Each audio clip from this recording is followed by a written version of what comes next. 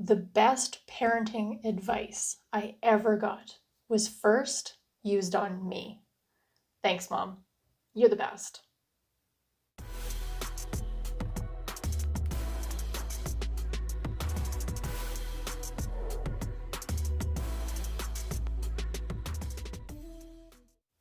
Well, hello there, and thanks for stopping by. My name is Holly, and here I like to talk about various topics from a midlife perspective. Do not let your children do anything that makes you dislike them. So, rule number 5. Reading this rule, I was very torn as a parent. It's a very grand idea, but as all of you parents out there know that, a job as a parent is a day-to-day slog of constant things coming up, and sometimes you tend to do what's easiest in the moment. As a parent, you tend to make the best decisions when you're 100% well rested, you're well fed, you've had some time to yourself, and Lord knows that a parent of a young child or a baby, you are rarely, if ever, all three or even one of those things. It's human nature to want to take the easiest path, to solve the problem the easiest way that's right in front of you at the moment without a thought of the future ramifications. And honestly, you've had this baby for 2-ish years, and that whole time, the baby starts crying, and you do the thing that makes the baby stop crying, and that is the best thing for the baby. They're hungry, hunger pains, you feed them. They have stomach issues, you burp them.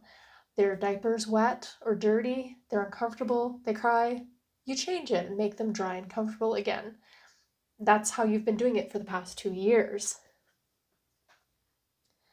Then your little baby starts to gain independence and starts to also learn cause and effect. This action produces this result. And they're a lot smarter than you think they are at 2. They honestly are. As the child develops, learns independence, starts to gain more autonomy over themselves, you too as a parent have to grow from that person that's taking care of a completely immobile, completely selfish little individual that you do have to dote over 100% of the time.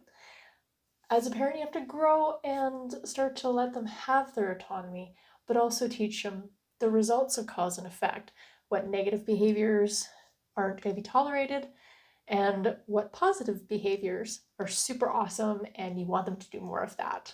I believe that my goal as a parent was to raise these little humans into big humans that were going to go out into the world as kind, caring, but confident in their convictions, and opinionated, but not assholes. I've spent time with spoiled children, and I'm not talking about kids that have a lot of stuff or, come from more affluent families and the like. I'm talking about kids that were raised to think that they were the center of the universe. That's just narcissism waiting to happen. It's possible to spoil your kid not with things, but also with your undivided, doting love and affection, providing for their every whim and every need, teaching them they are the center of the universe. And in all honesty, none of us are. We're all in this together. And teaching a kid that other people matter too, I think is a huge life lesson. I do believe the driving force behind a lot of this parenting behavior is the desperation for your kids to like you. And I don't know, maybe I'm a different school of thought, but your kids are not supposed to like you. They're supposed to love you, they're supposed to respect you, they're supposed to look up to you. But the friendship can happen after the kid is an adult. If you're desperate for your kid to like you and they're 4, you're creating a weird dynamic where the kid has power over you, and there should never be a power dynamic in a parent-child relationship, honestly.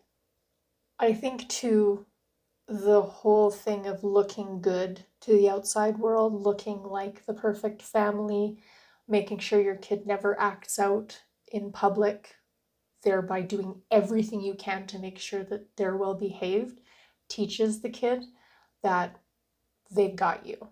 They just have to act out just a little bit because they know that as soon as they do, they're going to get whatever they want. And kids are smart. They're a lot smarter than a lot of parents give them credit for, a lot of people give them credit for.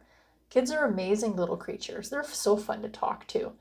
And if you treat them at the level that they're at with cause and effect and consequence, they're smart. They pick it up really fast, honestly.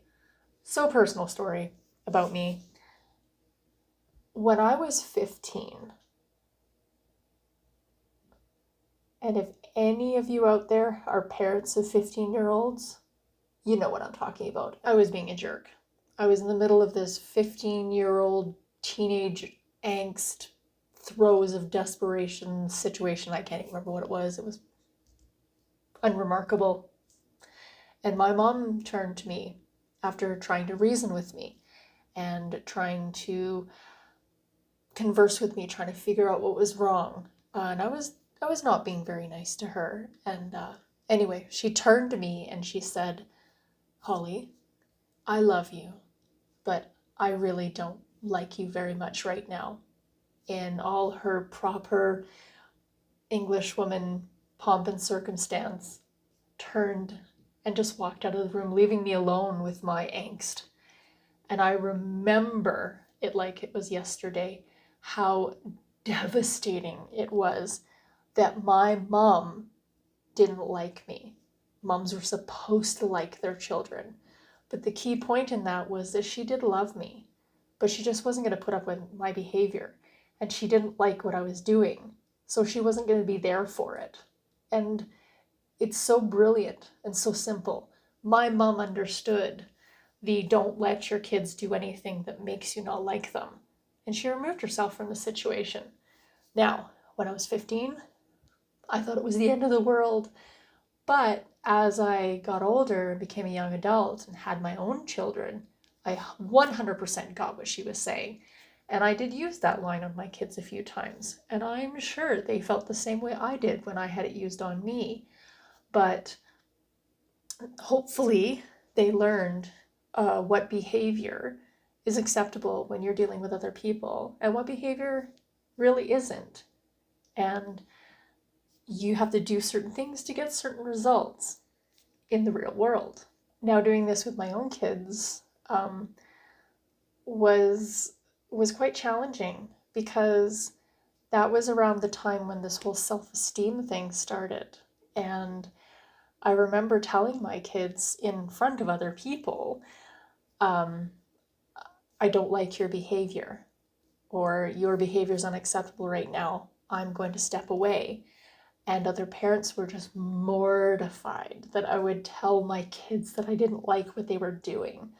And I remember the evil stares and the mom shaming and all that stuff. And it was hard. But fast forward to today, my 2 adult children are pretty decent human beings, and I'm very proud of them and everything that they've accomplished in their lives. And they're strong and opinionated, and we get into arguments, but I can truly say that we have a friendship right now. My youngest is 15, so she's decent. She's a good kid. I love her, but she's 15, so we're still working through that. I remember too when my eldest was, I think she was like 2 or something, and we were in the grocery store, and she had a normal 2-year-old meltdown. And I think she was a little bit tired of shopping, but it was something that needed to get done for the family. And she wanted something, can't remember what it was, and she proceeded to throw herself on the floor and start screaming. And that day, I did stand my ground, and I told her that this behavior was unacceptable, and I turned around and took, I think it was 2 steps away from her, and kind of kept my back to her, but still watching and listening over my shoulder. Once she realized I wasn't watching or I wasn't paying attention to her anymore, she stopped crying. But in the moment, I remember like grandmothers and mothers around me just mortified that I was abandoning my child. Lady, I was like 2 steps away and I could still see her. But anyway, when she finished crying and calmed down a little bit, I picked her up and asked her if she was okay. And she told me, yeah. And I said, okay, are you done being, whatever you're being? And she's like, yeah. And I'm like, okay, we're just going to finish up here quick and we'll go home and you can have a nap or we'll have some cuddle time or something, because she was exhibiting behaviors that were acceptable now. And honestly, I think my kids, all 3 of them, through the 2s, maybe had a half a dozen outbursts, temper tantrums. And I don't remember ever experiencing really the terrible 2s. I found kindergarten a lot harder because it's another level of independence that they gain. But I don't remember the terrible 2s. I remember the ages of like 18 months to 3 or 4 being hilarious because they're so funny when they're that age. And I don't mind the why questions. And it was just, I don't know, it was a fun time. They're cute when they're that age. They really are. So all that being said, I'm not a parenting expert. I'm not a psychologist. I'm not a counselor. And I barely understand human behavior myself. All I know is what I've been through, and then reading this rule in the book. It's a very simple rule. Just don't let your kids be assholes. That's my version of it. Don't let your kids do anything that make you dislike them. If I can give any parent-to-parent advice, it would be to take care of yourself. Have your own interests. Get as good a night of sleep as you possibly can. Make sure you're well fed and nourished. Take that time for yourself, because that's not being selfish. That's actually making yourself be able to physically, mentally, emotionally be there for your kids 100%. And I mean, it could just be 20 minutes alone in the bathroom, or it could be after the kids go to bed, where they actually go to bed and give you your time, where you just read a book or do something self-care. Whatever you enjoy, do that thing. I think that's the key, most important thing. So then you can make those good decisions. You're not worn down to a nub when something like that happens and you have to make that decision. Am I going to put up with this behavior? If you're stronger in your own convictions, then it makes it easier for you to endure the tirade of a 2-year-old and not put up with that behavior, rather than just taking the easy route and giving them the chocolate bar that they're screaming for, which does not teach them a good lesson. All right, enough about that today.